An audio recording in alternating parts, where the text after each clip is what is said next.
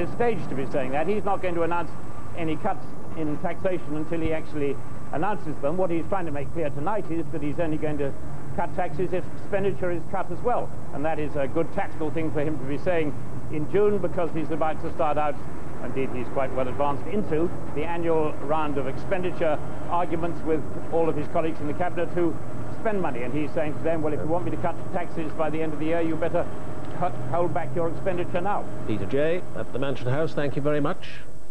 News nights over on BBC2 at 10:30, but from the 9 o'clock news, good night.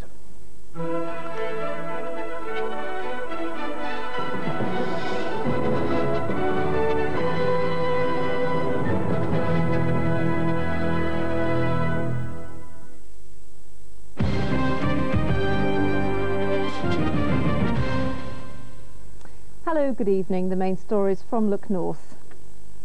A 30-year-old nurse is still being questioned by police in Lincolnshire amid allegations that a woman in her 80s was deliberately given an overdose of drugs. The nurse works in Grantham, at the same hospital where Beverly Allett murdered 4 children. The police say the nurse, who's from the Sleaford area, was arrested after the condition of a patient deteriorated. Grantham Hospital called in the police the moment they became suspicious 4 weeks ago. The condition of an 83-year-old woman had deteriorated unexpectedly. It's believed the woman is Alice Wilcox from Sleaford. The hospital said at the time she had received a high dose of insulin, a drug she didn't need. The police spent some time here investigating the possibility of malicious intent. And this morning they arrested a 30-year-old nurse at her home near Sleaford and brought her to Grantham, where she was held before being questioned later. Sheffield could become the first city in Britain to ban cars when air pollution reaches danger levels. Officials claim that 2/3 of the city's air pollution comes from car exhausts. Council officers are gunning for the polluters. City centre shoppers are breathing in 7 different chemicals, most of them from cars and lorries. At the moment, all the council can do is ask drivers to behave responsibly. But the new Environment Bill will eventually give them more powers, including a complete traffic ban. The pilot projects in various cities will be carefully looked at once they're up and running to see how successful they've been. And if they aren't successful, then that's up to the government to look at why they're not successful and think of ways around it. And while that debate goes on, health officers can only continue to measure the pollution, but do very little to stop it.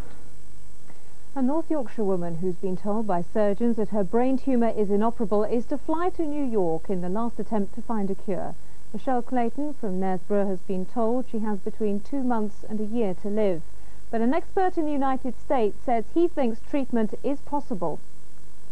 The campaign to send Michelle Clayton to America for an operation is gathering pace. It's possible that in a week she could be undergoing surgery on a brain tumour in New York that doctors here say is inoperable. We have a little 5-year-old son, James, and, it's just worth it to try and be positive and to achieve something so that I'm still here to look after him. We'll pull out all the stops and go for it. I would be very reluctant to just not do anything in this particular circumstance. The Claytons too feel that some hope is better than none. Finally, Sheffield Wednesday and Luton are tonight locked in a dispute over compensation following the appointment of David Pleat as the new Wednesday manager. Pleat's appointment ends weeks of speculation over who'd replace Trevor Francis. Well, that's all from Look North this evening. We're going to be back tomorrow morning with news bulletins every half hour from 6:25. From us, good night. On BBC2 now, industrial troubleshooter Sir John Harvey-Jones returns with a critical eye to the Royal Navy, where he spent nearly 20 years of his life. Good evening to you. A strange object has just sunk below the horizon here in London. It's called, would you believe, the sun. But if you really want to find some sunny weather, some hot weather, try Moscow. They've been having their hottest June for about 100 years. Or even try Egypt. 48 degrees, 118 Fahrenheit. Now back to this country again. It's been a day of contrast, quite warm in the west, very cool indeed in the east, especially near the coast. And that's because there was a blanket of cloud across the country, and where it stuck, so the temperatures were held down. But it's going to change, because we've had those cool northwesterly winds with us for quite a long time now. The winds are going to swing into the west or into the southwest, trouble is kind of everything, because those winds are going to bring in Atlantic frontal systems, and some outbreaks of rain. And we still have the low pressure close by over the North Sea, and that's feeding a fair amount of cloud across the country even now. In fact, that area of low pressure will creep a little bit closer as the night goes on, eventually bringing some outbreaks of rain in across parts of East Anglia, and the extreme southeast, a little drizzle too coming into the northwest, and those are the lowest temperatures. Tomorrow I think many northern and western parts will actually start off with some sunshine and have some sunshine throughout the day. It's going to be fairly grey across Northern Ireland and north and west of Scotland, as well as that southeastern corner of England, both those areas having some drizzly rain in places. I think the drizzle will tend to die away though during the course of the morning, and slowly but surely I think a good number of spots will probably brighten up, but it's not going to be particularly bright in the extreme southeast nor the northern parts of Northern Ireland or the north and west of Scotland.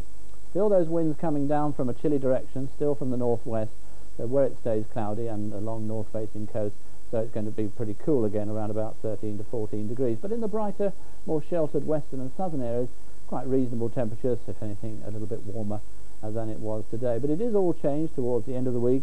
I think many places on Friday having a dry and bright day with some sunshine, but late on in the day some rain coming into northwestern areas, and then during the course of Saturday some quite windy weather moving right across the country, not getting to the extreme southeast until very late on, and in that windy weather a fair bit of rain. His multi-million-dollar sponsor is history. The greatest selling artist of the decade has press cuttings that read like a thriller. He's hit back with a single called Scream, but now with a reputation that matches his lyrics, and all that was good turning bad. The phenomenon that is Michael Jackson breaks the silence. The Jacksons' first network TV interview, Friday at 7 on BBC1. In half an hour, we recall the days of stardom and shady decline of Radio Fab FM's top DJs, Smashie and Nicey, the end of an era. To the trenches on the Western Front, first on BBC1, where the presence of Baldry can't be doing much for morale as Blackadder goes forth.